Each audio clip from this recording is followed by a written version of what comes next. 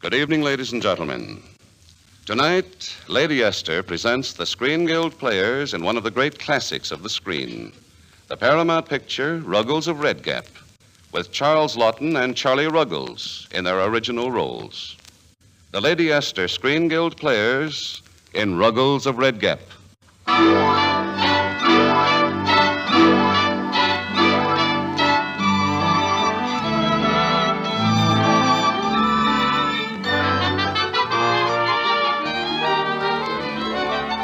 The happy days before the war. Springtime in Paris, and all the world is gay, with one exception, His Lordship George, 8th Earl of Bernstead. Waking from a fitful night's sleep, he regards his breakfast with a bilious eye, as this gentleman's gentleman, Ruggles, the perfect servant, looks on anxiously. Sir, you're not touching your breakfast, sir. I don't think I can go it, Ruggles. Anything wrong, sir? Everything. I had dinner last night with Mr. and Mrs. Floud. The, Americans? Yes. Sir? They taught me their native card game. Not distressing, sir. I say, Ruggles, how are you about shocks? Shocks, your lordship? Yes, upheavals, the slings and arrows of outrageous fortune, all that sort of rot. I trust I've always stood up to them pretty well, sir. Then I fancy you'll do yourself all right in America, Ruggles. Me, sir? America? It's as painful to me as it is to you, Ruggles. America, sir. A country of slavery. I think that's all finished. Believe some chap by the name of Lincoln did something about it. Will it be, North or South America, sir? North, I imagine. Somewhere on the west coast, Ohio, one of those Indian places. The chap's a sort of a millionaire. The chap, sir. The Egbert Johnny, Egbert Floud. Money, no end, mines, lumber, domestic animals, that sort of thing. And his wife has taken a great fancy to you. So he'll be coming over presently to collect you. To collect me, sir? Well, I had 3 of the 8s, you see, not knowing he had a flush in clubs. Naturally, the higher hand... Am I to understand, sir, that I was the stake? I'm going to miss you, Ruggles. Very much. Yes, sir.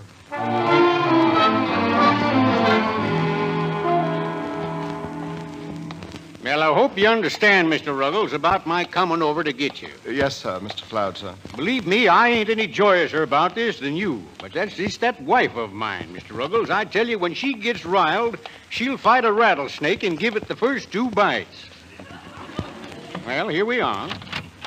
Yeah, go ahead in. Make yourself at home. After you, sir. You all right, but you're too darn polite. Oh, Effie, we're here. I beg pardon, sir. About my duties. Oh, don't worry. They'll be starting soon enough. Effie's got some darn fool idea for you to get me a new lot of clothes. I don't know why. I got 10 suits already. Indeed, sir. Yeah, yes, sir. 10 suits. And every one of them checks. Yeah. Now, what do you think of that? Checks do very nicely for the country, sir. What else have you? Yeah, what else? Well, ain't 10 suits enough? No plain blue, sir? Well, no. A pinstripe, possibly? No. Perhaps a herringbone? Perhaps a herringbone. A herringbone. That's a good one, I Bill. beg your pardon, sir. A herringbone. Herringbone. Just like I was a poor fish or something, huh? Yeah, you sure had me there for a second, Bill. You see, I'll tell you, clothes is my one extravagance. That's why I got 10 suits. Yes, sir. All checks. Egbert? Yeah, well, here he is, Effie. I brung him. Well, Ruggles, so you're really here. Didn't you nearly perish with surprise? No, madam. When taken off my guard, I always try to fashion myself upon the Sphinx. The what? The Sphinx, madam, a cumbersome but instructive monument situated in Egypt. Oh, yes, of course, in Egypt. Ruggles, I'm so delighted that we've got you. I just know you're going to love it in Red Gap. Red Gap, madam. Yes, our hometown. In Washington, you know. I'm afraid it's a little bourgeoisie, but you'll find a few of us that really do care about what's happening in the hot Monday. Of course, madam. And now, the very first thing, Ruggles, you must take Mr. Floud out and buy him some clothes. You know what for? I got 10. Quiet, I'm talking. Ruggles, You tell him for his own good. Well, I dare say he could be smartened up a bit, madam. Well, I dare say more than that. Now, look here. Egbert, fix your tie. Oh, all right. Now, Ruggles, I won't need you this afternoon. After you bought Mr. Floud some new clothes, you can go with him to the art galleries. Art galleries, madam? Oh, Mr. Floud adores them. Well, art is his emotional outlet. Isn't it, dear? Oh, yeah, yes, sure. That art stuff is just as easy as skinning a coyote. Oh, Egbert, don't use those vulgar expressions. Stuff, skinning a coyote. Ruggles, tell him what he ought to say. Well, sir, you should say, upon my soul, how splendid, or should you wish to be a little more racy, good egg might be permissible. Yeah. Good egg. Upon my soul, how very splendid. There, you see, Egbert? It's just as easy as skinning a coyote.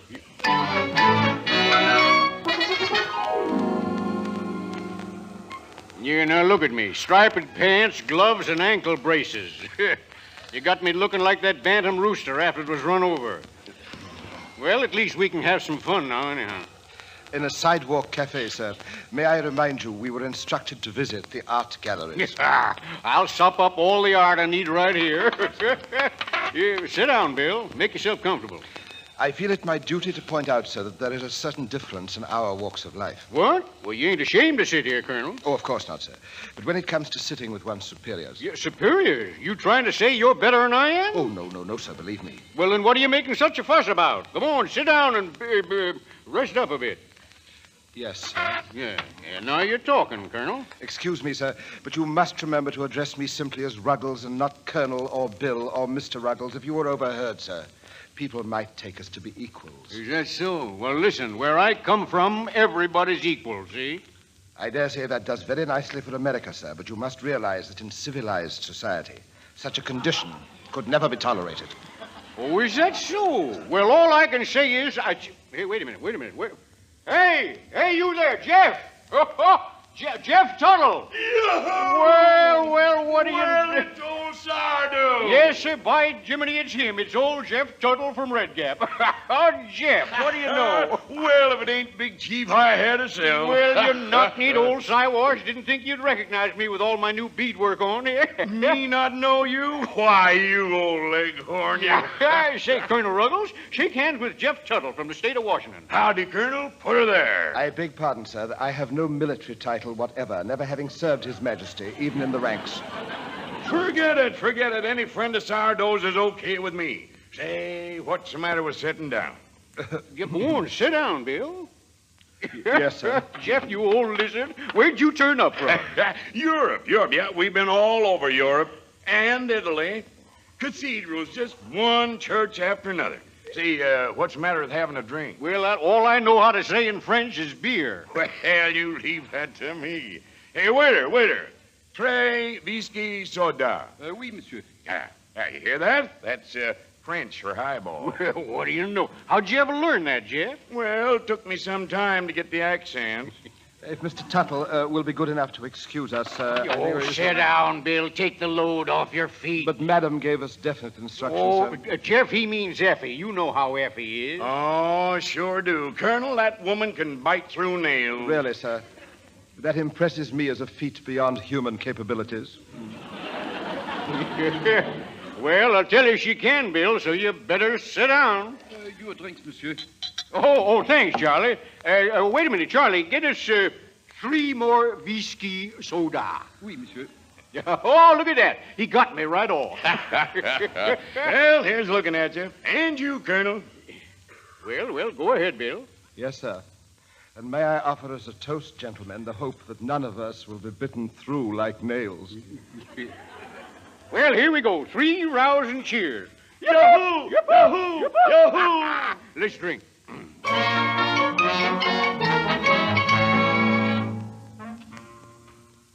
Well, what do you say, old horn toad? Another round? Sure, you old spaffing maverick. Another round. What do you say, Val? Yahoo! Well, say, he's getting awful noisy, ain't he? Jeff, why did you let him get in this condition, My Jeff? condition is quite normal, sir.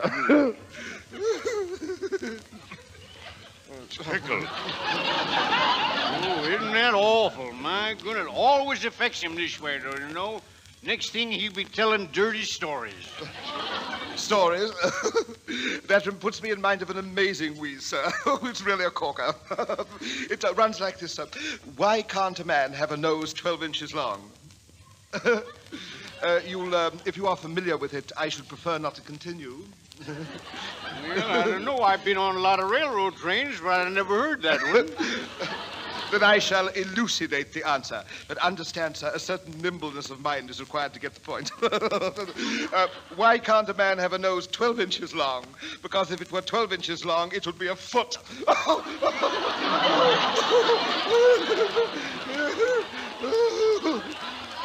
Very funny, very funny. Yeah, very, very funny. Yeah. Yeah, I guess it's time to take him home. Home? Holy mackerel, I clean forgot. Forgot what? Home, America, Red Gap, Washington. We got a rush. We're sailing tonight.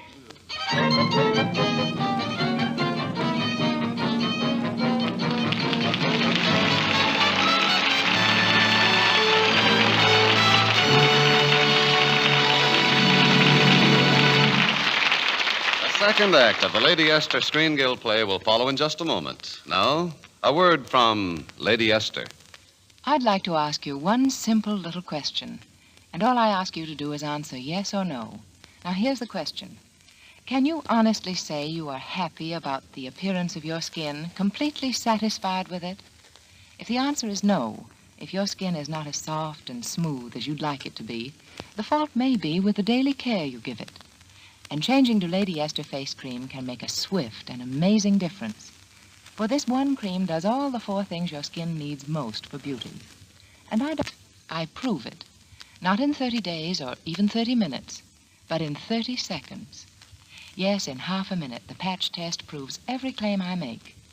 All you do is smooth Lady Esther face cream on one patch of skin, like one cheek. Wipe it off. Then compare that patch of skin with the rest of your face. See how much brighter and fresher it looks. Touch it with your fingertips. Feel the difference. Ruggles, but when you see and feel the difference in your skin, I know you'll want to keep on using Lady Esther face cream forever. It so thoroughly cleans your skin, softens your skin, helps nature refine the pores, and leaves such a wonderfully smooth, flattering base for powder. And remember, the patch test proves all this right before your own eyes, right on your own skin. Proves it in one application of Lady Esther face cream. Don't miss this exciting experience.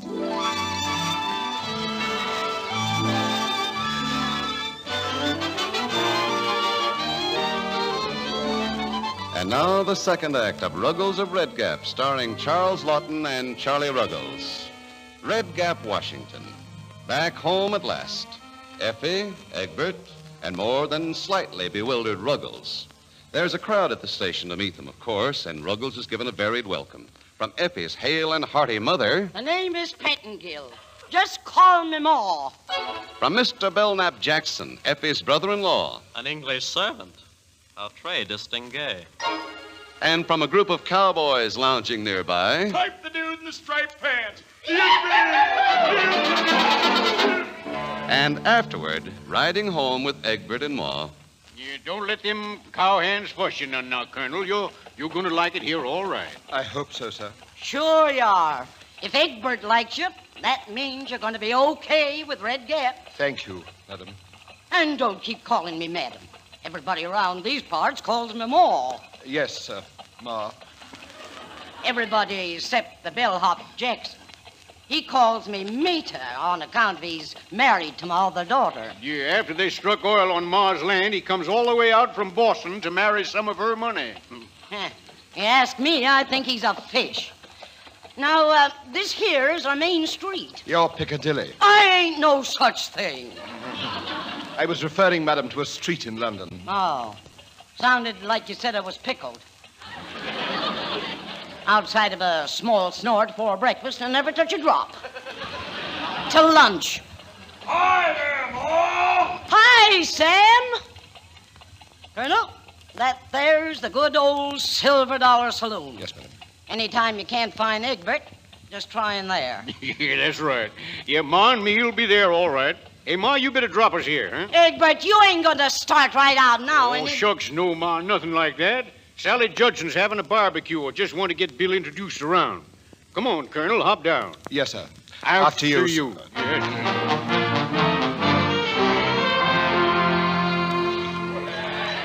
But, Mr. Floud, sir, this is a social function, sir. It would be highly improper for your valet to appear with you, sir. Oh, now, shucks, who's going to tell him you're a valet? I'll just introduce you as Colonel. Well, Colonel, what's your first name? It isn't ever used, sir. Oh, come on now, we're all friends here. What's your first name, Colonel? Marmaduke. Marmaduke. Marmaduke. Hey, you say the funniest things. I beg your pardon, sir. Marmaduke. Well, don't worry, I won't tell nobody. Now you just spread yourself around and have yourself a little fun. Yes, sir.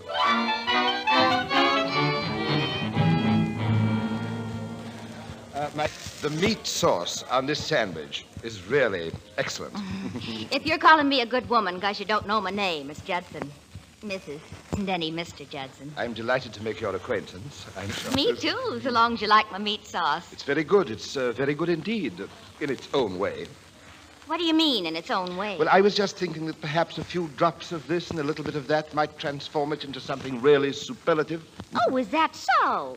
Just happens nobody else ever found fault with my meat sauce. My dear lady, I wasn't finding fault I've with been it. making it longer than I can remember. But I was only suggesting a little spice, maybe a drop of wine vinegar Now, might... look, Colonel, you better stick to something you know, like leading a regiment.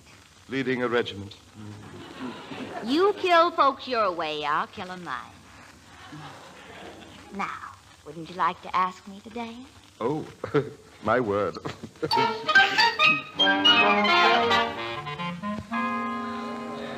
You see, Mrs. Judson, I feel that one must adjust oneself. On the boat coming over, I did quite a bit of research about your large country. You did? Yes.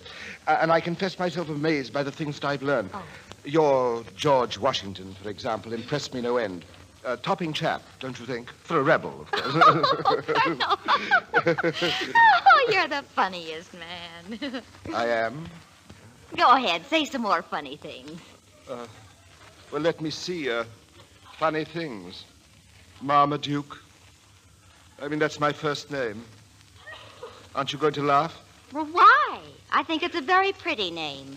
I wonder if I shall ever learn. Ruggles. Oh, Ruggles. Oh, dear, Mrs. Judson, I have some personal business. Would you please excuse me? Oh, sure, go ahead. Thank you, Mrs. Judson. Thank you. Oh, Mr. Belknap Jackson, sir. I believe you called me. You've been gone 2 hours. Mrs. Floud sent me to find you. What have you got to say, Ruggles? Only that Mr. Egbert brought me here, sir, and told me to mix, sir. I am endeavoring to obey his instructions and mix. Don't be impertinent. You will leave at once. Not without Mr. Egbert's order, sir. What? I'm sorry, sir. Now, if you will excuse Why, me. you... I regret very much that you hit me, sir, because according to my personal code, I am compelled to hit you back. Oh! Why, you... I'm a gentleman, Ruggles. I won't make a scene. But you understand one thing. You are discharged.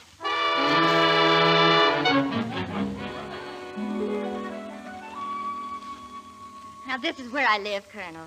You were very nice to bring me home. No, I am not a nice person, Mrs. Judson. I should have never have lost my temper and hit him. Why not? He hit you first. And anyway, that's your business, isn't it? The fight? I'm afraid that I must correct an erroneous impression, Mrs. Judson. I have no connection whatever with the military. My father was a gentleman's gentleman, and his father before him. Until an hour ago, I was proudly carrying on the same tradition. Right here in Red Gap? Yes, Mrs. Judson. I was Mr. Floud's valet.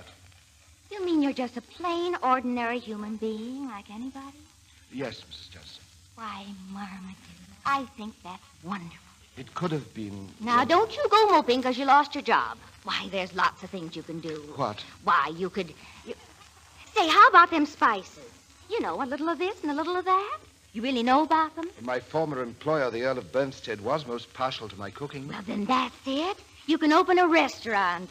We ain't had one since that Chinese feller failed. No, Mrs. Judson, that is not for me. I'm afraid that I shall have to return to his lordship. But why? What for? To be his servant. It's my simple duty. His lordship needs me. You mean you'd leave all this just to keep a little Englishman buttoned up? Please don't make it any harder for me, Mrs. Judson. I should prefer to jump in the river. Oh, my goodness, all that talk of yours today about Washington and Lincoln and Daniel Boone. Oh, all right, if that's how you feel, go on and jump in the river. Jump in by the bend. It's deeper there.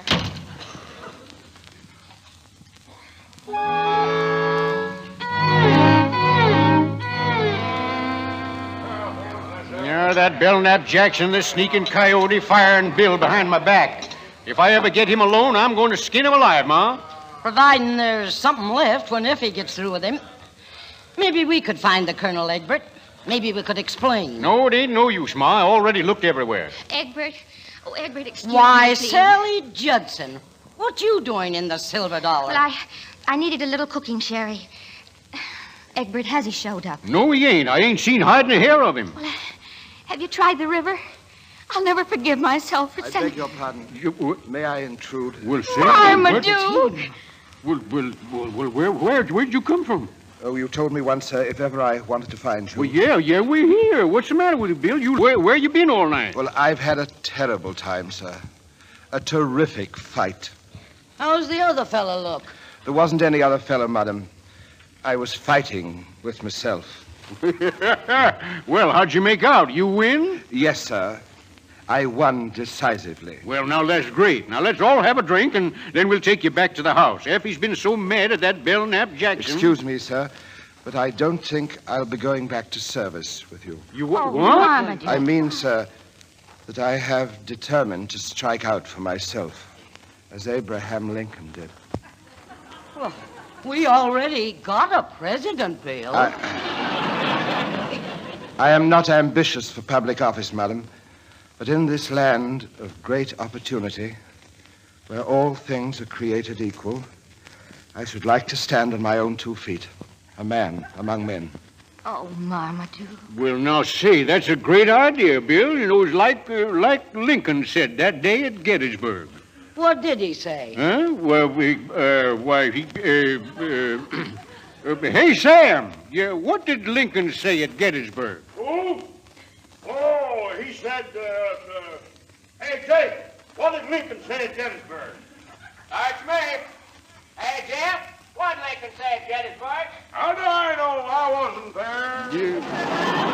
there. What kind of a saloon is this where nobody knows the answer to a simple question like that? 7 years ago. Ought to take a lot of them out My and... father brought forth in this continent. What's the matter with you, Bill? What are you mumbling about?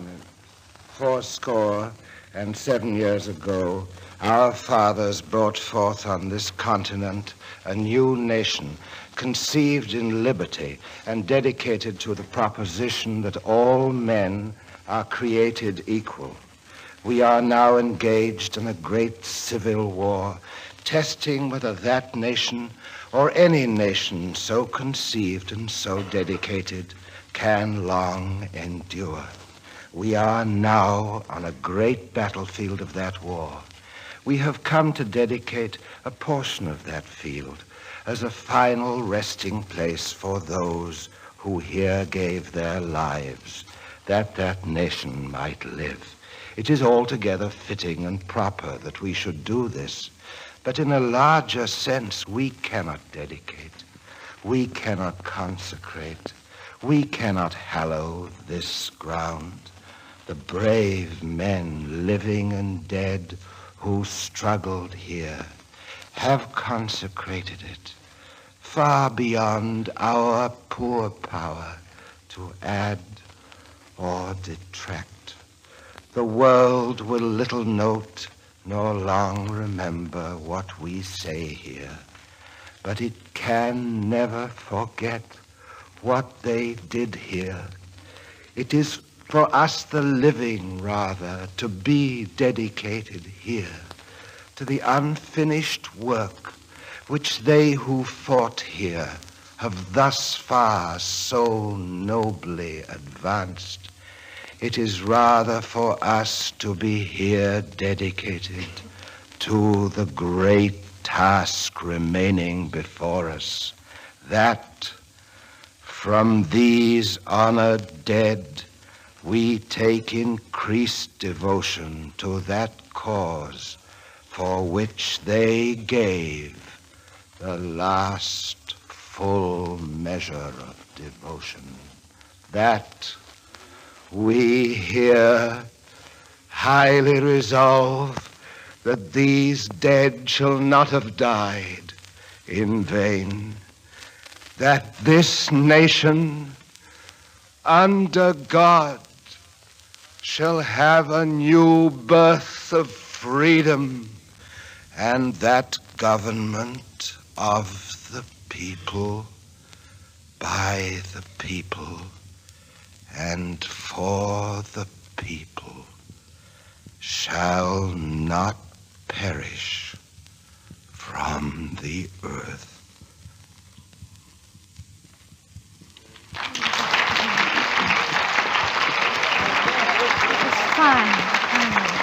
Boy, howdy.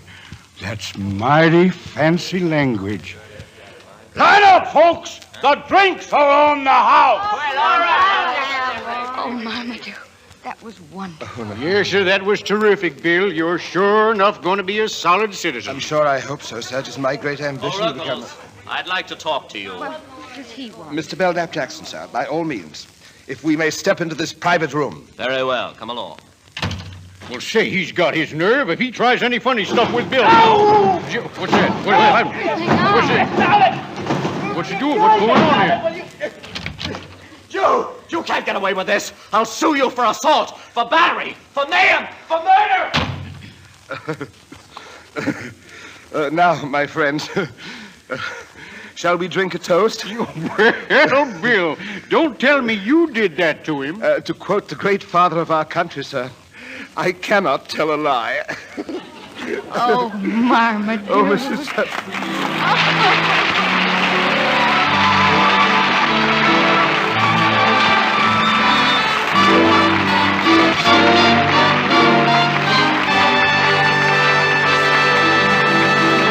Thank you, Charlie Ruggles and Charles Lawton, for your delightful performances with the Lady Esther Screen Guild players.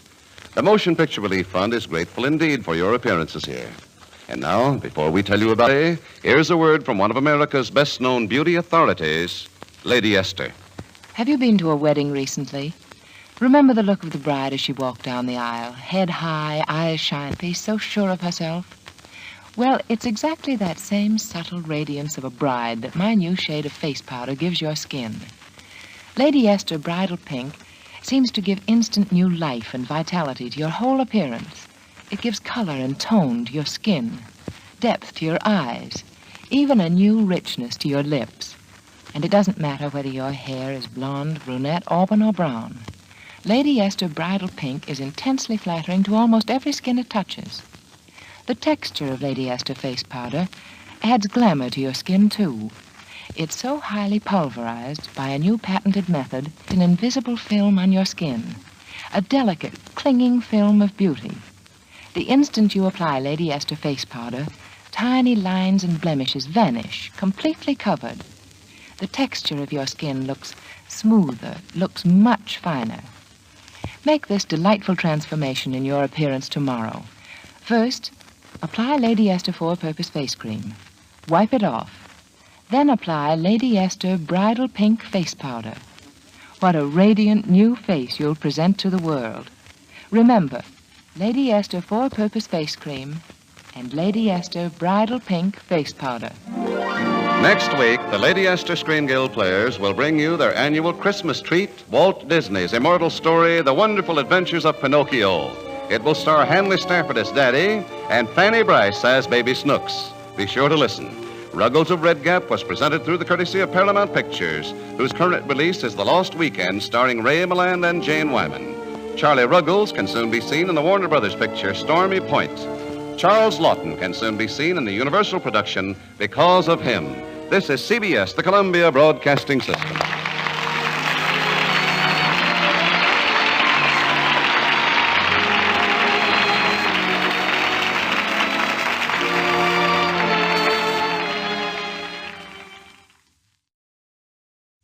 Snooks, what are you doing by the radio? I'm going to listen to the Lady S. Screen Guild show.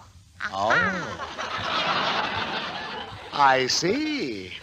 And why that show? Because it's like Sanka coffee.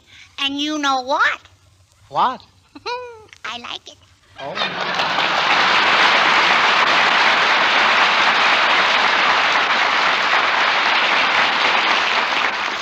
Well, come on, Snooks. You're going to have a busy Christmas day, and it's time you went to bed. Why? Well, I should think you'd want to go to bed and rest up for tomorrow. Then you can play with your new toys all day long. Are you going to bed and rest up? Well, no. Why? Well, last Christmas you played with them more than I did. Oh, selfish. Look, will you go to bed if I sing you a song? A lullaby? Uh-huh. Rockabye baby? Yes. I'd rather stay here. Well, you can sit by the radio all night. But they're going to tell my favorite story. Pistachio. Pistachio? Mm-hmm. You mean Pinocchio. Pistachio is a nut. No, he ain't, Daddy.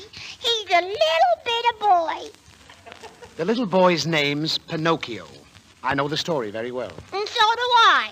His father carved him out of wood. Exactly. There. And do you know his father's name? Mm-hmm.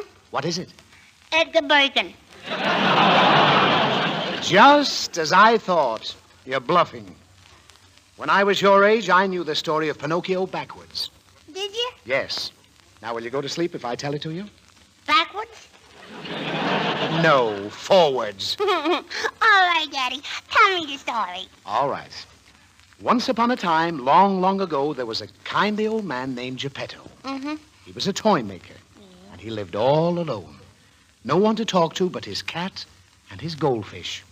Did the cat really talk? Why, certainly. It said meow. What did the goldfish say? Well,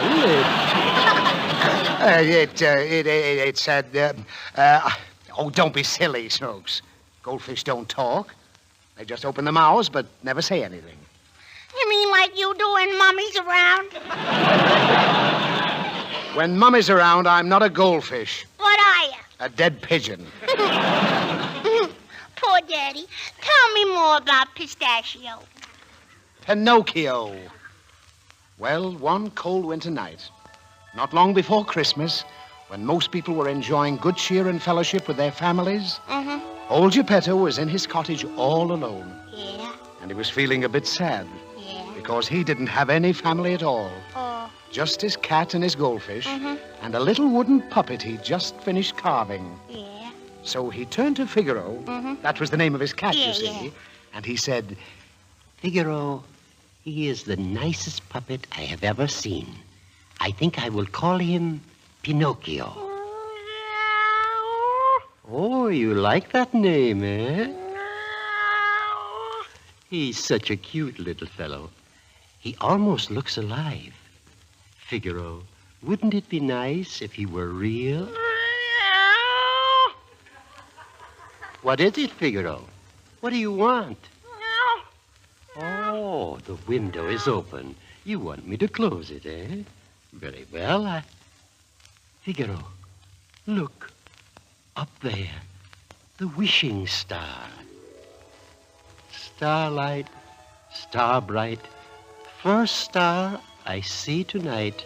I wish I may, I wish I might have the wish I make tonight. Figaro, you know what I wished? I wished that my little Pinocchio might be a real boy.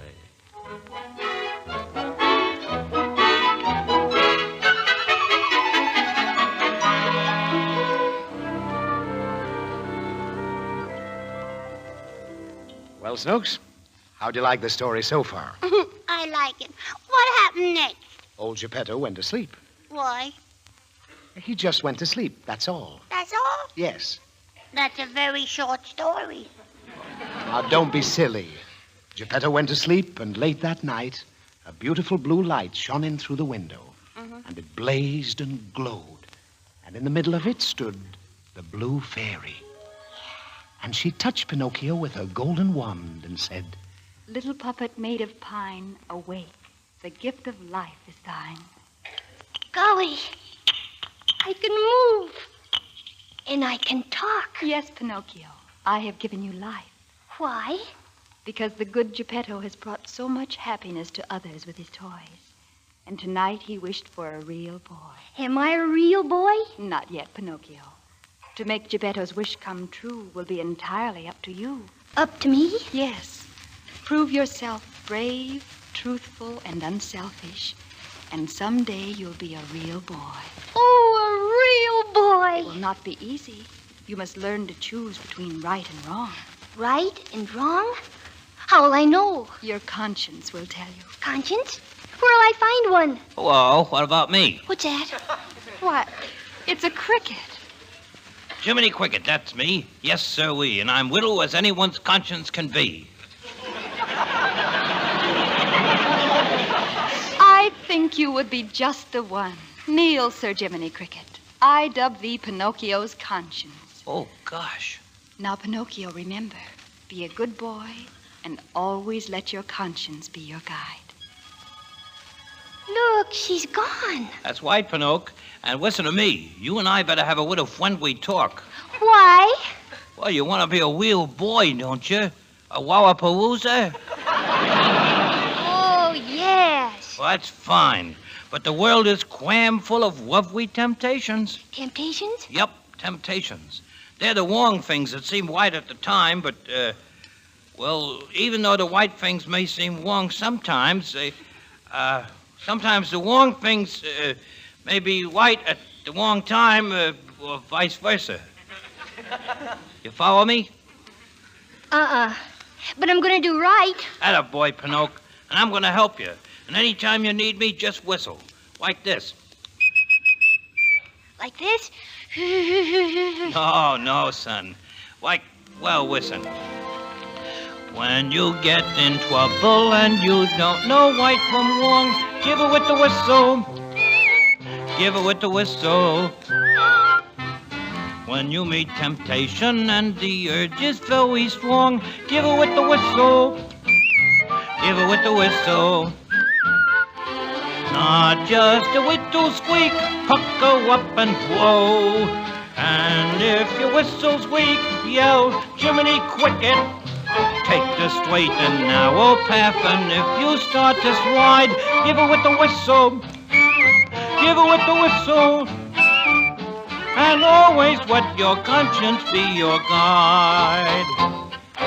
Not just a little squeak, pucker up and blow. And if your whistle's weak, yell, Jiminy Cricket. Take the straight and narrow path, and if you start to slide, give it with the whistle. Give it with the whistle. And always let your conscience be your guide.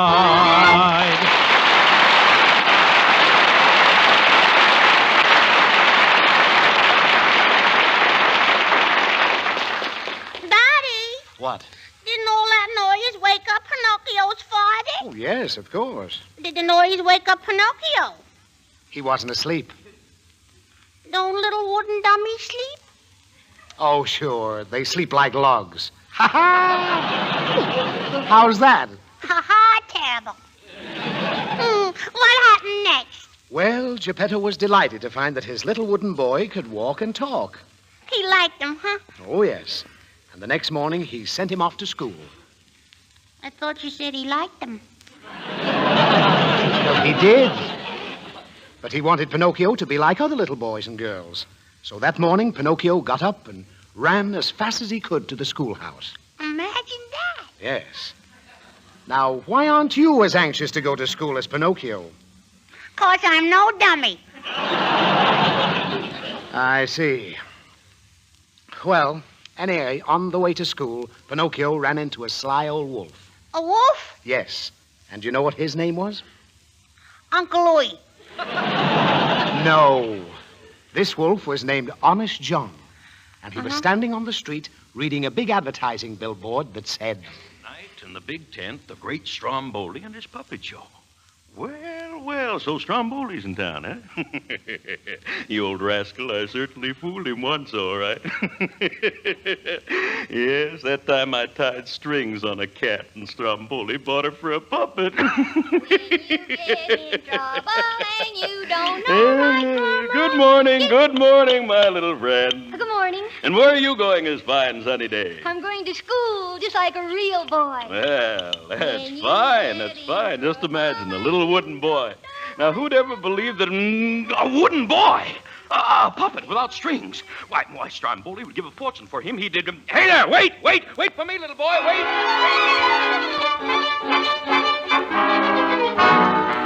Well, so you're going to school, my little man, going to be a scholar, eh?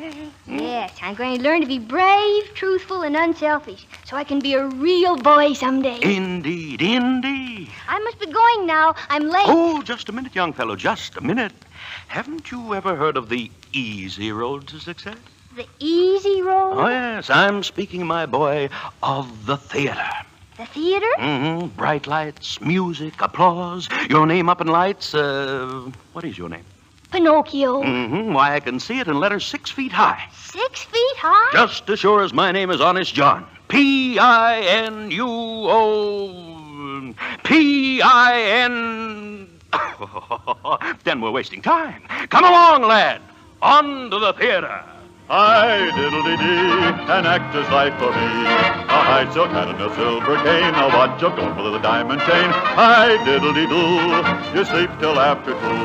You promenade with a big cigar, you tour the world in a private car, you dine on chicken and caviar, an actor's life for me. Hi, diddle-dee-dee. Hey there. Psst. Hey, Pinocchio. Hello, Jiminy. Hey, I'm going to be an actor. Now take it easy, son. Slow down. Remember what I said about temptation? Well, that's him. Oh, no, Jiminy. That's Mr. Honest John. Honest John? Oh, please, I pray you, no, Pinocchio. Goodbye, Wait. Jiminy. Goodbye. Wait. Hi, diddle-dee-dee, an actor's life for me. A high silk hat and a silver cane, a watch of gold and a diamond chain. Hi, diddle-dee-doo, you sleep till after 2. You promenade with a big cigar, you tour the world in a private car, you dine on chicken and caviar, an actor's life for me.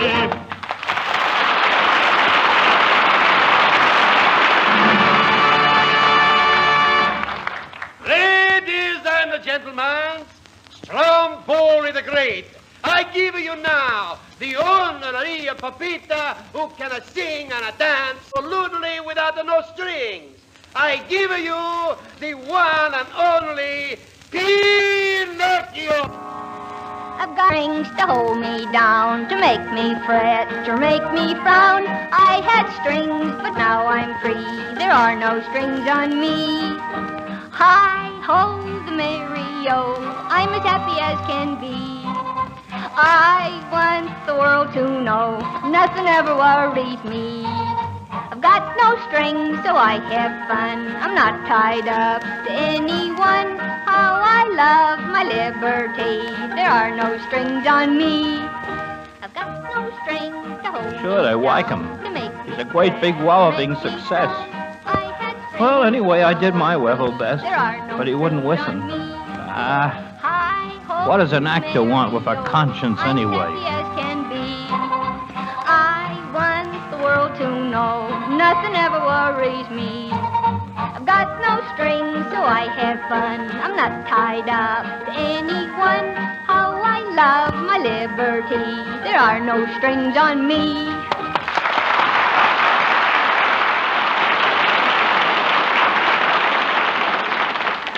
Well, Snooks, how do you like the way I'm telling this story? I'd rather listen to the Swing Gill show. Oh, you would? Mm-hmm. What have they got that I haven't got? Lady Esther. Uh-huh. You're just like every other female. All right, if it's Lady Esther you want, that's what you'll get. Tonight is Christmas Eve, the first really gay and light-hearted Christmas in 4 years. Happiness is back in millions of hearts. For once again, there's peace on earth, goodwill toward men.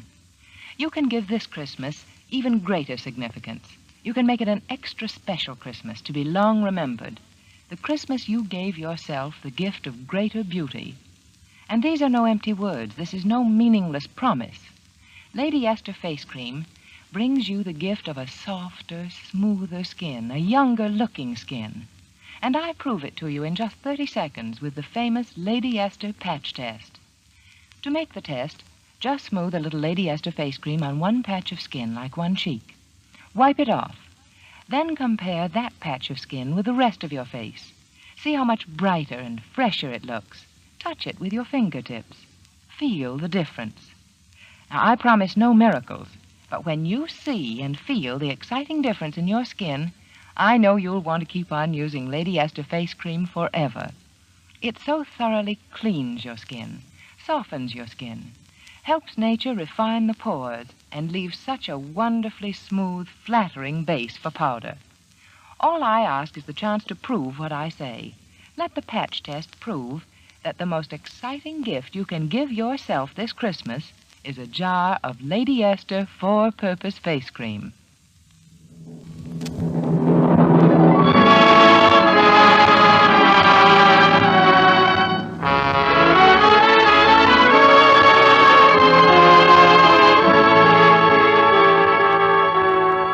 And now, Lady Esther presents the second act of Walt Disney's Pinocchio, starring Fanny Brice as Baby Snooks, Hanley Stafford as Daddy, Carol Smith as Pinocchio, and Arthur Q. Bryan as Jiminy Cricket.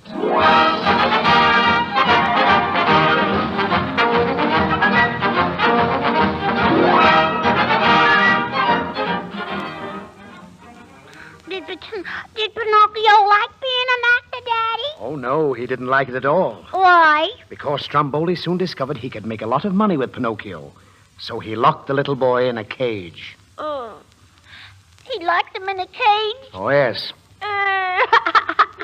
Oh, what's the matter with you? Poor little Pinocchio, locked up in the dirty old cage. Well, I can't help it. Take him out of the cage. Now, look, Snooks. He's in the cage because that's the way the story goes. If he wasn't in the cage, there wouldn't be any story. And you'd be up in bed asleep. Daddy, What? I'm glad he's in a cage. Oh, fine. Now may I continue? Please do. Thank you.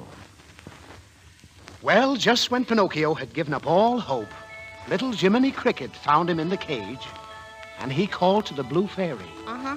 And she came down Yeah. and decided to give Pinocchio one more chance. Uh-huh. So she unlocked the cage, and Pinocchio and Jiminy went hurrying home. Yeah. And as they were going along the street... No, sir. Nothing can stop me now, Jiminy. I'll make good this time. You better. I will. I'm going to school. That's a stuff, Pinocchio. I'll be smart, too. I'd rather be smart than be an actor. Well, if it isn't my little friend Pinocchio. Oh, it's honest, John. Tell me, Pinocchio, how do you like the great Stromboli? Oh, he's awful. He locked me in a cage. He did? Yes, and he wouldn't feed me. And he made me sing all night. Oh, you poor boy. You must be a nervous wreck. Oh, no, I'm not. I'm Let just... me see your face. Of course, just as I thought. A slight touch of monetary complication, bucolic semilunar contraption, the flying trapezius. Oh, golly. Just open your mouth and say hippopotamus. Hippopotamus. I knew it. Compound transmission of the pandemonium with percussion of spasmodic disintegration. Oh, is that bad? Let me feel your pulse. Oh, my dear, oh, my goodness. Palpitating syncopation of the killer dilla with a wicky-wacky stomping of the chicory chick. My boy, you are allergic. Allergic? Mm-hmm, and there's only one cure, a vacation on Pleasure Island. Pleasure Island? The happy land of carefree boys. No school, no work, just fun and noise. I'll take you there. Just wait here, my boy. I'll go and get my carrot. Jiminy, did you hear what he said? I'm going to go to play... What's the matter, Jiminy? Pinocchio, don't you let him fool you. That Pleasure Island is a whacket. That's where widow boys make jackasses of themselves. They do? You bet they do. Their ears get long, and then they spout tails, and then they can't even talk. They just play. Like this. Hee-haw, hee-haw, hee-haw. Oh, golly. Let's go home. That's what I say. What's good? Hey, what do you know? It worked. Come on, Pinocchio. Let's squam. When you get in trouble and you don't know right from wrong, give it with the whistle. Give it with the whistle. When you meet temptation And for the rest of his life, Pinocchio always remembered that song. When you get in trouble and you don't know right from wrong, Daddy, give a little whistle. Daddy, What? What? just tell me the story. Oh. I should have made you go to sleep in the first place. all right. When Pinocchio and Jiminy get to Geppetto's cottage, they find him out. What do they find out about him? They found out he was gone. And for heaven's sake, stop asking questions. I can't stand any more. Poor little Daddy. You pester me, you interrupt me, you drive me crazy. Would you feel better if I stopped asking questions? Yes.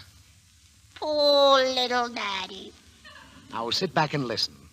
Jiminy and Pinocchio went looking for Geppetto. And where do you think they found him? Where? Inside a whale. Oh? Is that all you have to say? He was actually inside a great big whale. That's what I heard you say. Well, isn't that remarkable? A man, a full-grown man. Isn't that an awful lot for a whale to swallow? Isn't that an awful lot for me to swallow? Well, it happens to be true. What's more, Jiminy and Pinocchio went down to the bottom of the sea and joined Geppetto inside the whale. Imagine that. But then the whale clamped his teeth, and they couldn't come out. The teeth couldn't come out? No. Pinocchio, Jiminy, and Geppetto couldn't come out. But you said that... Never mind what I said.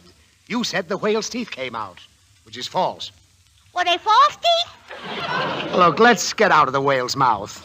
How are we going to do it? Well, Pinocchio had an idea. He figured a way to make the whale blow them out. Did you make the whale cough? Well, that's pretty close. But how would you go about making a whale cough? Get his feet wet. Whales don't have feet. What Pinocchio did was to build a fire in the whale's stomach. How did that make the whale blow them out? Ho, I guess you've never seen a whale sneeze. A whale sneeze? Yes. But you said they didn't have legs. Oh, Snook, stop acting cute. The whale sneezed. He sneezed, you understand? Achoo! Well, say something. What's on height? Snooks, I think I'm going to put you to bed. No, I'll be good. Tell me the rest of the story. All right. The whale sneezed them out, and old Geppetto nearly drowned. But Pinocchio came to his aid and towed him into shore. In doing so, though, the little wooden boy gave up his own life to save his father's. Poor Pistachio. Pinocchio. And when the old man came to, he picked Pinocchio out of the water where he was lying and carried him home. Put him on the bed. And then he kneeled by the bed and cried and cried. Oh, Pinocchio. Oh, my boy. My brave little boy. And as he knelt there, the beautiful blue light came in through the window again. It was the Blue Fairy herself. And she touched Pinocchio with her golden wand. And she said, Prove yourself brave, truthful, and unselfish. And someday you'll be a real boy. Awake, Pinocchio. Awake. My poor boy. My poor boy. Father, what are you crying for? Because you are dead, Pinocchio. No, I'm not. Oh, yes, you are. Now you lie down. But, Father, I'm alive, see? And I'm a real boy. You are. You're alive. Yes. And you are a real boy. Oh, Pinocchio, Pinocchio. Now all my wishes have come true. When you wish upon a star, makes no difference who you are. Anything your heart desires will come to you. If your heart is in your dream, no request is too extreme. When you wish upon a star, as dreamers do, fate is kind. She brings to those who long the sweet fulfillment of their secret longing.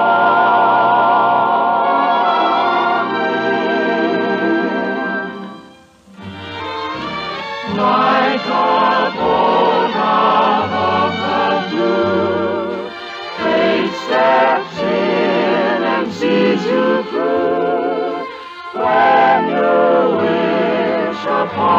a star, your dream comes true.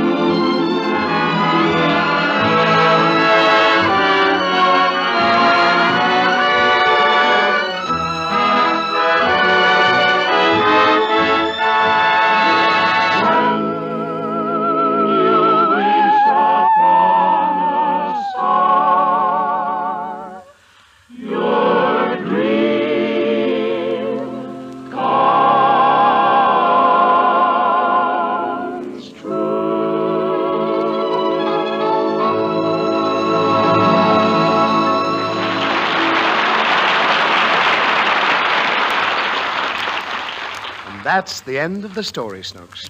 That's the story of Pinocchio. Now it's time you went to sleep. Come on, Snooks, to sleep. Snooks. Now, Snooks, I absolutely insist that you go to sleep. Oh, but Daddy, I was asleep. You just woke me up. Oh. Oh, dear.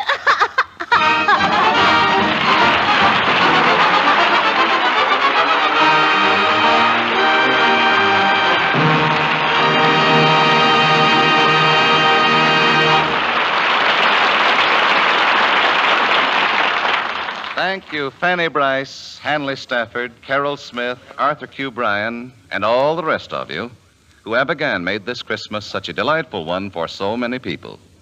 Your annual performances tonight have contributed a great deal to a work that continues throughout the year, the Motion Picture Relief Fund and its Country House. Thank you again. And thank you, Walt Disney. And now, here's a word from one of America's foremost beauty authorities, Lady Esther. Are you expecting a lot of pretty new things to wear this Christmas? Wouldn't you like those new things to look especially flattering on you? Well, women tell me that Lady Esther Bridal Pink Face Powder makes a big difference. They say this youthful, romantic new shade makes everything they wear look more exciting. You see, Bridal Pink is deliberately blended to flatter even a dull or sallow skin. You'll see for yourself how it gives instant new life and vitality to your entire appearance, how it gives color and tone to your skin, depth to your eyes, even a new richness to your lips. And it doesn't matter what your own coloring happens to be. You can use Lady Esther Bridal Pink whether your hair is blonde or brunette, auburn or brown. The texture of Lady Esther face powder adds glamour to your skin, too, for the instant you apply it, tiny lines and blemishes seem to vanish, completely covered. Your skin looks so much smoother, so much finer. Try this tomorrow, a real Christmas gift to yourself. First, apply Lady Esther Four-Purpose Face Cream. Wipe it off. Then apply Lady Esther Bridal Pink Face Powder. What a radiant new face you'll present to the world. Remember, Lady Esther Four-Purpose Face Cream and Lady Esther Bridal Pink Face Powder. Next week, the Lady Esther Screen Guild Players will present Pillow to Post. It will star John Payne and Ida Lupino. Be sure to listen. The wonderful adventures of Pinocchio and the music were presented through the courtesy of Walt Disney, producer of the Technicolor musical Make Mine Music, soon to be released. Fanny Bryce as Baby Snooks can be heard on our own program for Sanka Coffee with Hanley Stafford as Daddy. You save enough on the largest size jar of Lady Esther face cream to buy a box of Lady Esther face powder. So remember, ask for the largest size. Music on tonight's program was arranged and conducted by Wilbur Hatch. This is Truman Bradley speaking for Lady Esther. Good night, and my best wishes for Christmas and the New Year. This is CBS, the Columbia Broadcasting System.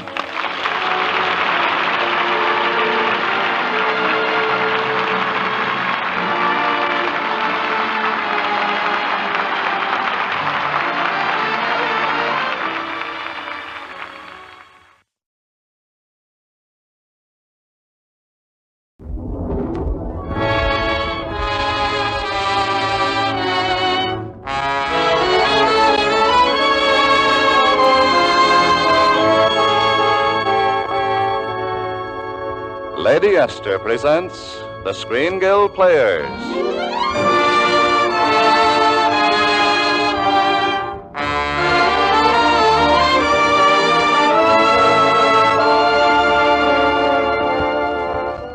Screen Guild play tonight, Pillow to Post. The starring players. This is Ida Lupino. And this is John Payne.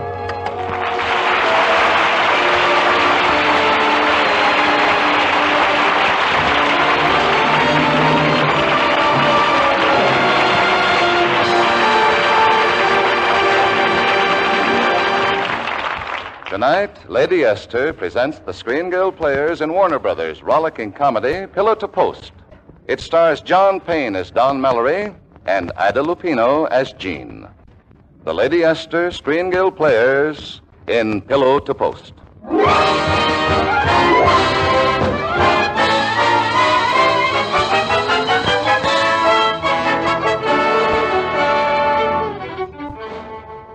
You might say it was all on account of the war. You see, Dad was short of help, so I went out on the road for his firm selling a line of oil well supplies. And that's how I happened to get caught in Clayfield. Not a room to be had for love or lettuce, and I just had to stay overnight to put over a big deal. And since I never did like to sleep outdoors, I took a chance on the USO. I know, my dear. You don't have to tell me. You're another little army wife. And your husband's an officer. I'm sure he is. A lieutenant, of course. Yes, well, And naturally, you want a place to stay. Oh, yes, I do. I've just got to have a place. Well, my dear, this is simply a miracle. Mrs. Wingate just called me, the Colonial Auto Court. It's the only vacancy she's had in months. And since she only rents to army officers and their wives... Yes, well, frankly... don't say it, my dear. Don't. I'm happy to do it. I'll phone Mrs. Wingate and tell her you're coming. Now, you just pick up your lieutenant and go right on over. And I'm sure you'll both find your stay delightful. Well, I had the room. Now, all I had to get was a lieutenant. So I tried to find one on the road to camp. Well, I never knew one stripe from another. Colonels, PFCs, captains, sergeants. They all came along, but not one lieutenant in the lot. And I was just about passing out on my feet when he drove up. Drove up and stopped. Hello there. Waiting for someone? Well, I was, but I'm just about ready to quit. Would you mind giving me a lift into town? Sure, hop in. Oh, thanks. You're stationed at the camp, I suppose? Mm-hmm, that's right. Any lieutenants out there? Quite a few. Don't they ever leave camp? Are you kidding? Well, I wish I could just see one. You have. You? Mm-hmm. Well, don't act so surprised. Oh. Well, I never dreamed you'd happen to be a lieutenant. I don't happen to be a lieutenant. I worked very hard for this rank. Oh, I'm terribly sorry. I didn't mean to hurt your feelings. Well, are you a single lieutenant? Sure, just one of me. Say, what have you been drinking? Oh, nothing. I mean, are you married? Huh? Oh, it's so hard to tell about a man. Of course, a girl always wears a ring on her finger. Yeah, and a man always wears one through his nose. Not that there's anything wrong with marriage. Some of my best friends have done it. Oh, sure. I'm not married myself, but I'm supposed to be. I don't mean I'm going to be. I mean they think I am. That is, they should think I am, but I'm not. If you get what I mean. No, I don't. Oh. Look, would you do me a great favor? Register with me at the Colonial Auto Court as my husband. Well, I'll be glad to help anyway. What? You see, it's the only room I could get, and they only take service people. And, well, I told them I was married to a lieutenant.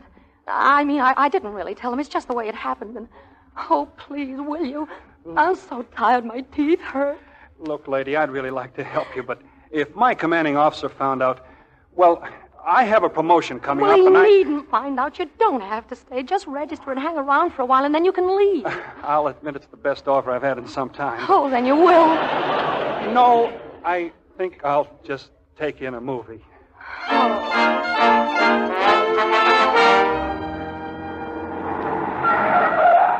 Well, here we are, Colonial Auto Court. Thanks for the ride. Now, don't go away mad. Oh, I'm not mad. Next time I look for chivalry, I'll know where to find it. In the dictionary. Oh, there you are, the young lieutenant and his wife. Well, I thought you'd never get here. I was worried. So was I. It's all right, my dear. I saved number 3. But, lady, You'll like it. It's very comfortable. I'm sorry, but I just can't register you now. There's a rattlesnake in number 8. I'll be back as soon as I get rid of it. Lucille! Lucille!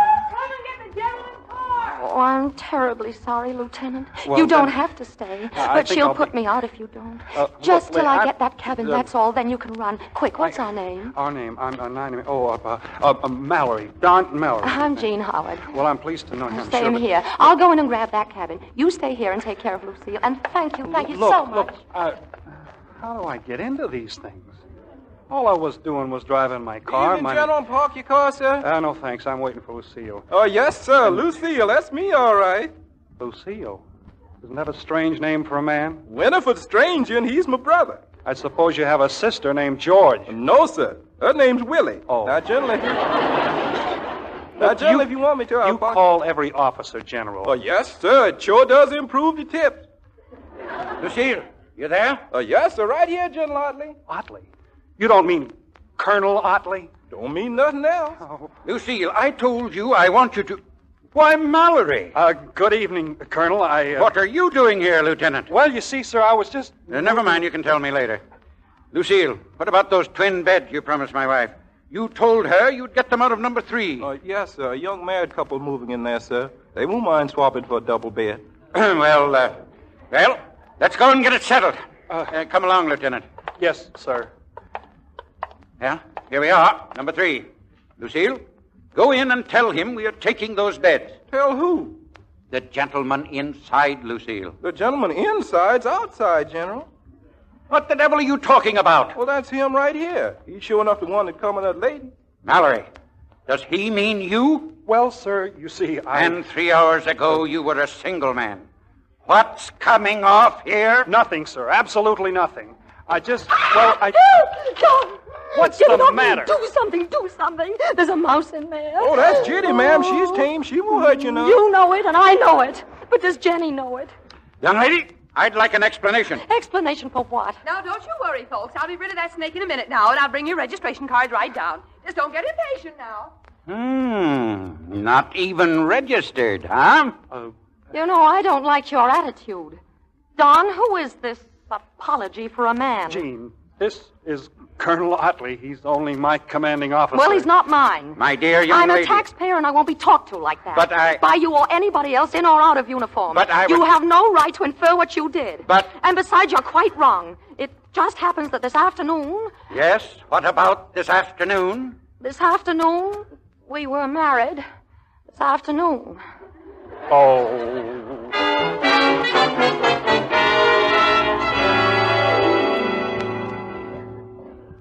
All the things you could have said. And you had to tell him we were married. I was only trying to help you out of a jam. We were out of it until you started screaming about that silly mouse. It wasn't silly, and it wasn't little. It was that high and that long, and it had great big teeth. Oh. Well, I'll figure out something. Just a minute. What are you doing? Pulling down the shade. See? Pull the string, shade comes up. Simple. You don't think you're staying here tonight? Where else? Didn't the colonel give me a pass?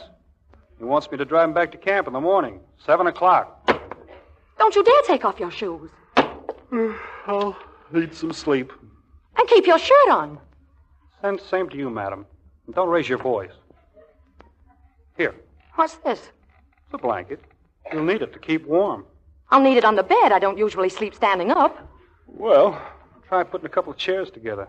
You'll find some in the kitchen, I think, and pull the shade up when you leave, will you? Of all the ill-bred, uncivil louts you're Look. I'm tired, and I've got a lot of explaining to do tomorrow. I'll need my sleep. Good night. Well, I'd like to say right here and now, you would not be my choice to spend with on a desert island with. On. Good night.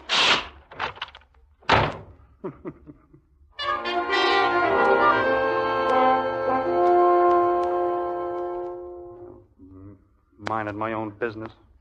Get my neck in a sling. Anyway, it's her fault, not mine. Do her good to sleep out there. Teach her not to go around saying... Don! What's the matter? Don, help! Oh, wait till I turn on the light. What happened? That mouse is in there again. All night he's been stomping around. Oh, is that all? Oh! Isn't that enough? I fell right out of bed, if you can call it a bed. Too bad. Did you hurt yourself, dear? No, not at all. The floor's soft pine. What are you laughing at? You know, 20 years from now, this is all going to seem funny. Well, I guess so. We live through it. Why not? I don't think it's so hard to take. Hmm?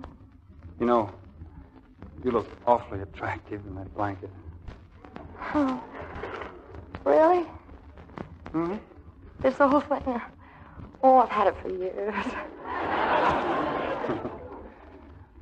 Miss Howard, Yes? you take the bed. Oh, no, I couldn't. I Oh, just couldn't. go ahead. I've been acting like a kid myself. Yes, but you've had such a strenuous day, and, well, 2 chairs Oh, put well, together. I'm not going to wrestle those chairs. I'll just take my blanket and sleep outside. In the Army, you learn to sleep anywhere. Well, if you insist. Yes, I suppose I do. That is, well, good night. Good night. Good night. Good night. Good night. Good night.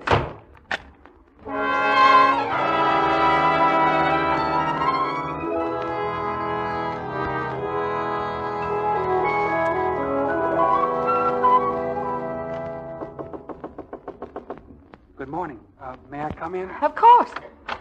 I thought I'd better knock. I wasn't sure. Oh, yes, I've been dressed for hours. Look, I thought this whole thing out last night. I got a way to clear up this mess. Oh, good. How? Well, you call a taxi and scram out of here. I'll tell the colonel we've had a misunderstanding, and you left me and gone home to Mother. No, I can't. I haven't any mother. All right, then go home to your father. Oh, that's a pretty good idea. I'd be gone, and you'd be in the clear, and... Lieutenant Mallory, Don, it's almost 7. There he is now. Colonel Otley?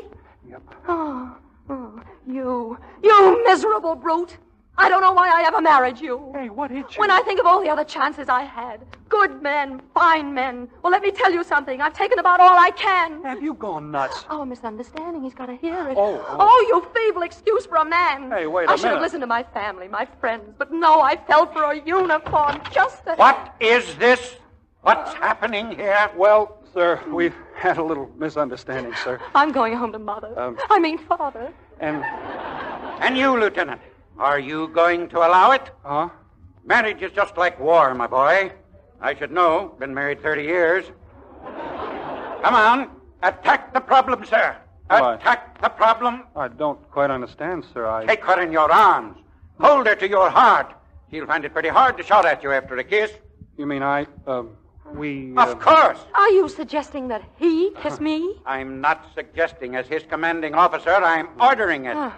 But, sir, I think... Lieutenant, you will kiss this girl or you're no officer of mine. I'll not have a jellyfish giving orders to my men.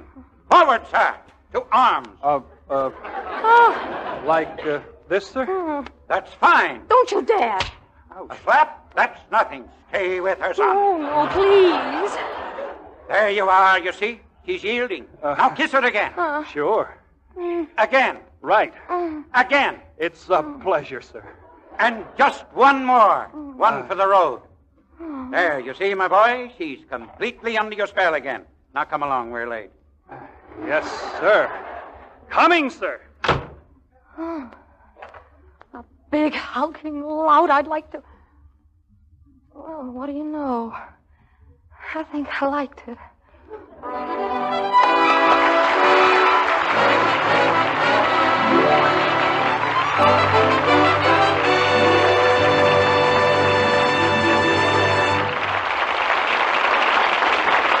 The second act of the Lady Esther Screen Guild play will follow in a moment.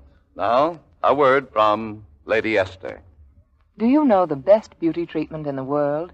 It's just feeling sure of yourself, feeling confident, knowing you look well-groomed and attractive. And so many women say that's exactly the feeling Lady Esther Face Cream gives them. They say a single application does so much for their appearance, they actually feel years younger. They look years younger. Now, I don't make a single claim for Lady Esther Face Cream that I'm not prepared to prove. To prove right on your own skin. And not in 30 days or even 30 minutes, but in 30 seconds. Yes, in 30 seconds, half a minute, I can give you dramatic proof of every claim I make for Lady Esther Face Cream. All I ask you to do is make the Lady Esther patch test. Just smooth a little Lady Esther face cream on one patch of skin, like one cheek. Wipe it off. Then compare that patch of skin with the rest of your face.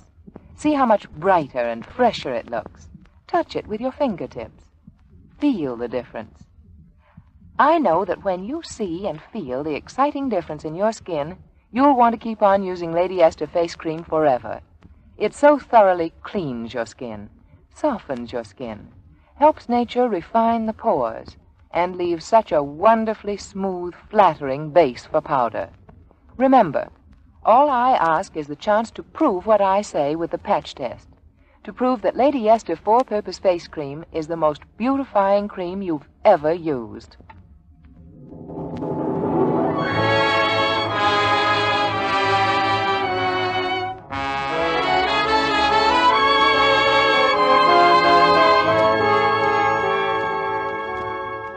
And now, Lady Esther presents the second act of Pillow to Post, starring Ida Lupino and John Payne.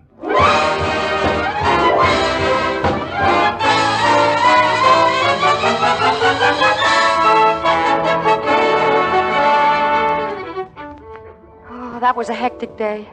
Instinct told me to pack and run, but then I got to thinking of Don, and, well, then I just got to thinking, that's all. So I paced the floor all afternoon, and then I decided I better call Dad. But just as they put the connection through, guess who came barging through the door? Hello, I'm back. Hello? Well, at least you're not mad at me. Hello, Gene, is that you? Where the devil are you? I'm at the Colonial Auto Court in Clayfield. Look, I know where you are. Oh, you're on the phone. Gene, did I hear a man's voice? No, of course not, Dad. What would a man be doing here? Make it fast, will you? We're in trouble. Gene, I distinctly hear a man's voice. There must be a crosswire, Dad, or maybe the traffic. Gene, hurry, will you? No, keep quiet, you imbecile, will you? No, not you, Dad. Gene, I've been trying to find you everywhere. I've been going out of my mind. Darling, there's no reason to. I never should let you go on the road. It's much too dangerous for girls. But, Dad, You come right home, do you understand? Yes, Dad, as soon as I finish up my business here. Now, Gene, listen Goodbye, to me. darling. Well, that takes care of Dad for a while. Yeah. Well, how about us? You know what the Colonel's doing now? No, what? He and his wife asked us to dinner. Oh, no. Oh, yes. And I accepted. But you didn't. You couldn't have. Well, I had to. It was practically an order. Oh, but, Look, I have to run for a couple of minutes. Mrs. Otley forgot the sherry, and I promised I'd get some for her. You can go as you are. Cabin number 6. I'll meet you there. Oh, that's what he thinks. Getting out of here so Hey, fast. lady. Why are you packing? You running away from him? You hush, boy, and get away from that window. My mom don't like my father either, but he's the best she can do. Where are you going? To Los Angeles. Why? I live there. Why? I like it. It's my home. I was born there. What's born? Oh, go ask your mother. I've got to pack. Miss Mallory, you in there? Yes, what is it, Lucille? I was just leaving. Oh, you think that's smart, ma'am, or that other Miss Mallory here? Other Mrs. Mallory? What is he, a bigamist? Oh, no, ma'am. The other Miss Mallory is his mother. She's out in the office. She says it's a surprise. Oh, she isn't kidding. Lucille, you keep her there, do you hear? Don't let her out of there till you hear from me. Yes, sir.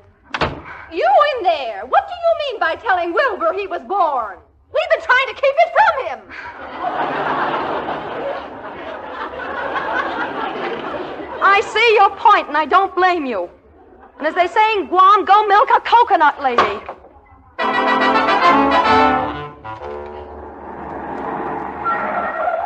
Hey, Gene. Don, Well, here I am with a bottle of gay tidings. Thanks for sticking around. well, it wasn't exactly my choice. Huh? Do you have a mother? No, I was a test tube baby. Oh, 50-ish, sort of graying hair. Say, what is this? Well, she's in the office right now, waiting for you. My mother? Where'd she come from? I don't know, out of the floor in a puff of smoke. She wasn't due until Friday. She must have meant it for a surprise. Must run in the family. What'll we do? Well, there's only one thing left to do. Go to the Colonel and spill the whole works. Come on. Oh, now, wait a minute, Don. Not so fast. My arm, you're hurting me. You don't have to be that glad to get rid of me. Well, we're here. Colonel Otley, it's me, Don Mallory. Just a minute, Don.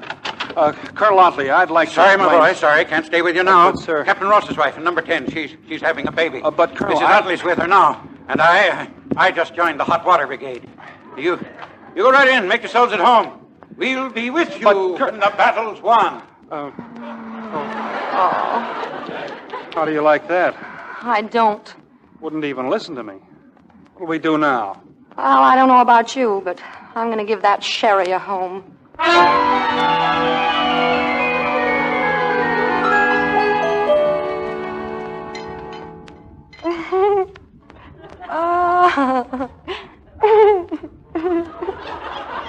What's so funny?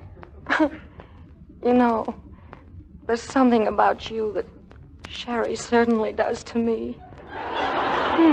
Thanks, but I think you better move over. Don, you know, when your Adam's apple goes up and down, it's so cute. You've had too much of that sherry. I'm perfectly sober. But I'm thirsty. Okay, you can have some water. Here. Oh. Come on. Oh, all right.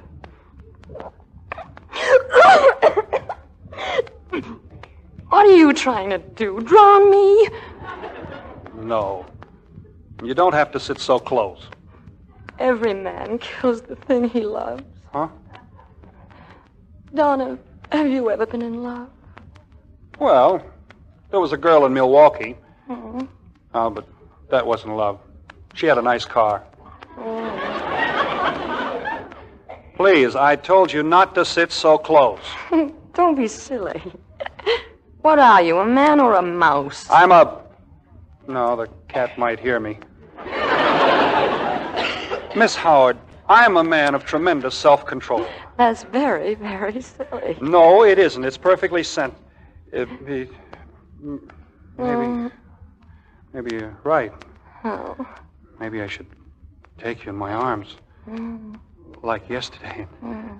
Maybe I should kiss you and kiss you and... Donald Mallory! Hello. Hello, Mother. It's fortunate I decided to ask some questions.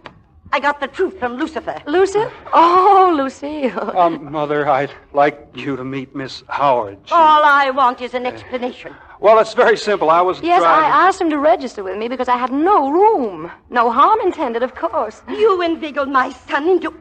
What sort of a woman are you? What sort of a woman are you looking for? Right in there, sir. They're having a little get-together. I should have known when I saw you. You're nothing but a cheap, common, scheming little... Oh, just Mother. a minute, madam. To whom are you referring? Dad! I'm talking to this woman. Well, this woman happens to be my daughter.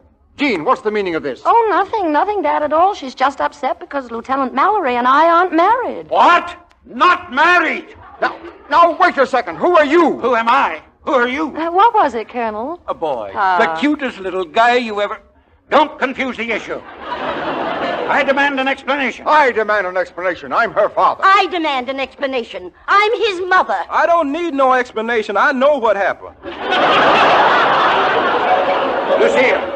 Yes, sir, General. Now, the young general, he slept outside last night. How do you know? Did you actually see him? See him? Well, I almost sat on him.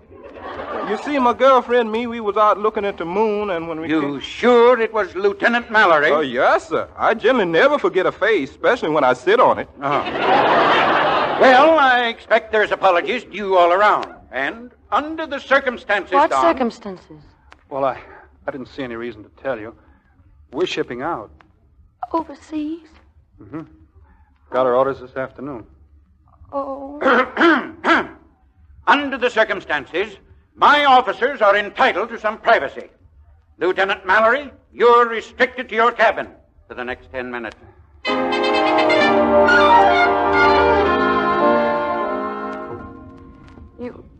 You're really going overseas? That's what the orders said. But you'll be so far away. What's 4,000 miles? The world is shrinking. And you'll be all alone. Yep, all alone. Just a couple of million other guys for company. Oh, Don, don't you care? Not even a little. Nope, not a little. I care a whole lot. Honest, right from the first moment I saw you, Don. Correction. Darn. Come in. Well, it's me at last. I finally found a moment to register here. Sign this card, please. There you are, Lieutenant and Mrs. Mallory. Thank you so much. No, you're welcome, ma'am. Now, can you tell us where to get married? Oh, the Reverend Dingle is fine for that. You go right through town, turn right on the 2nd Street, and... Married? Yeah, if we can find a witness. I got it. Lucille! Hey, Lucille! Oh, yes, sir, General. You want your car, sir? Yeah, get my car and get your cap. My cap? Yes, and hurry, Lucille. You're going to be a bridesmaid.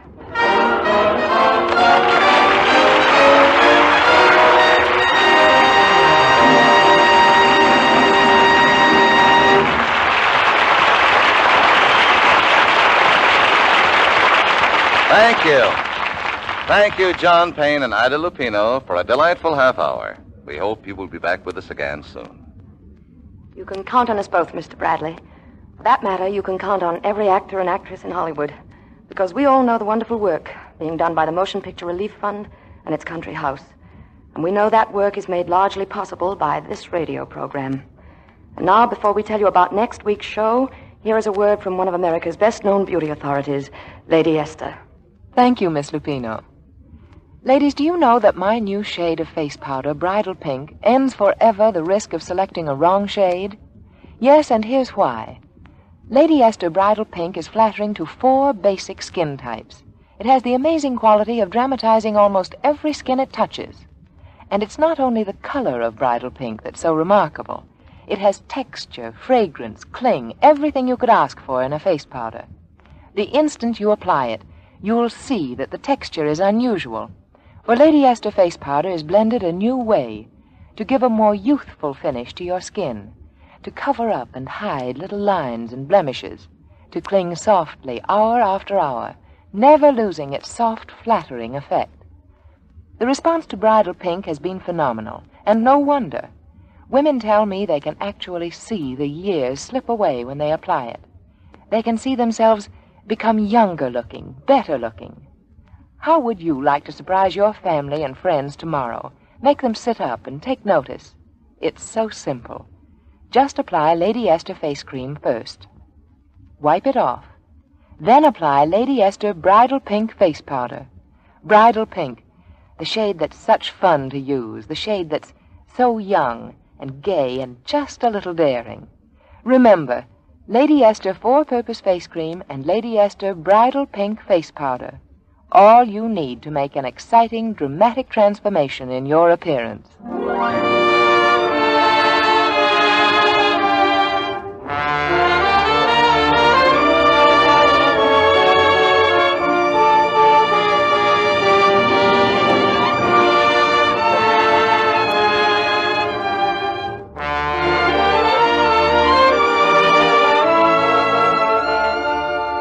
Next week, the Lady Esther Screen Guild players will be host to Red Book Magazine in its annual awards for the best motion picture of the year. On hand to join in the festivities will be Ray Milland and Jane Wyman. Be sure to listen. Ida Lupino will soon be seen in the Warner Brothers production Devotion. John Payne can now be seen in the 20th Century Fox Technicolor musical The Dolly Sisters. Pillow to Post was presented through the courtesy of Warner Brothers, whose current release is the Technicolor product on San Antonio. You save enough on the largest size jar of Lady Esther face cream to buy a box of Lady Esther face powder. So remember, ask for the largest size. Music on tonight's program was arranged and conducted by Wilbur Hatch. This is Truman Bradley speaking for Lady Esther. Thank you, good night, and Happy New Year! This is CBS, the Columbia Broadcasting System.